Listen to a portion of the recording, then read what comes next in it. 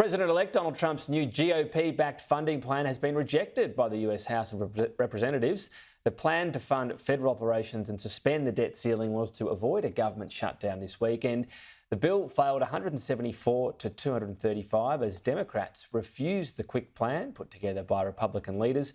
Congressional leaders have regrouped to discuss what happens next. Joining me live for more on this, Seattle University Associate Professor of American Politics, Dr Patrick Schottmer. Thank you for your time. When we look at the numbers, Democrats voted en masse against it, but Republicans, 38 of them voted against it as well, which made the difference.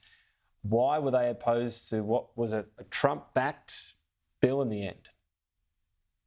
A lot of them were objecting to the essentially deferring any further debt limit debates until 2 years down the road. The very conservative faction, the Freedom Caucus, likes to use debt ceiling limit debates as opportunities to try to wring concessions out of the majority. And with that being taken off the table, that would take away a lot of their ability to try to drive the agenda. Do you see this as any element of the party indicating to Donald Trump he doesn't have total control, or is that too early to say before he's actually inaugurated again? Well, the House is, especially the Republican-led House, has been notoriously unrulable for the last year plus.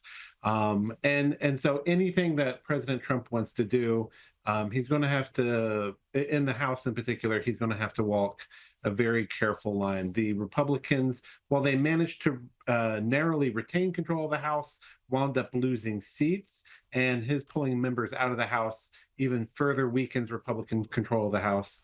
And given, the pugnaciousness of a lot of the members of the House, getting anything through there will be a challenge. So, given that, and that won't necessarily change all that much, that the makeup changes, will Donald Trump want to get too involved or bogged down, if you want, in the House? I mean, that's a lot of people to convince and cajole. Will he focus more on what happens a lot, I guess, particularly in modern politics, a presidential or executive order, and do what he can there? Trump really favored the executive order in his first term, primarily because it was easier to do. But I think he has seen a little bit how fragile executive orders are as well.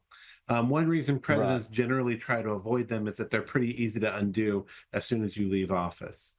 That said, I don't think this is a fight Trump actually wanted. I think the fight was really initiated by Musk, who focused in on this negotiated compromise that was getting ready to pass on Wednesday, and his incessant driving of a negative message really bolstered those Republicans in the House that were upset with the compromise legislation going forward.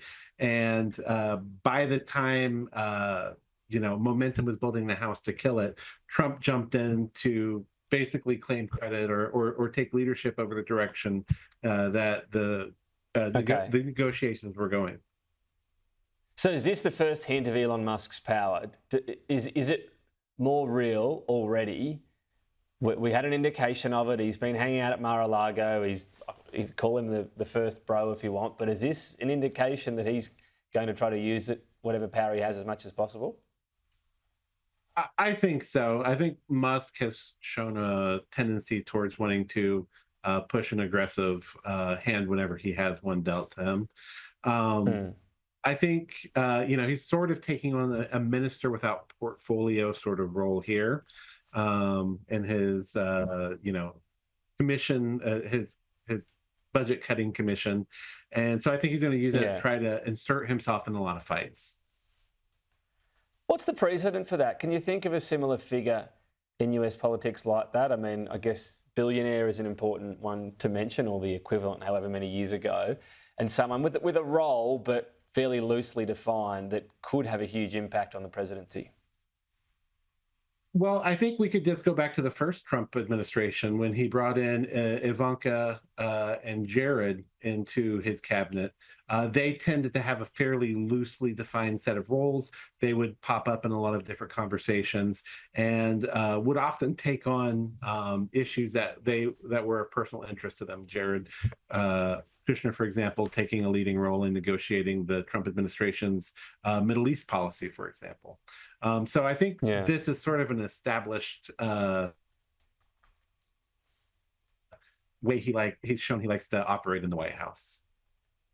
Okay, all right. So recent precedent, in other words. Hey, just finally and briefly, Wall Street Journal claiming to have spoken to White House aides, Democrats as well, saying Joe Biden, his ability to be president, I suppose, from day one was limited. He had to have potential gaffes and so on covered up. What do you make of this? Mm-hmm.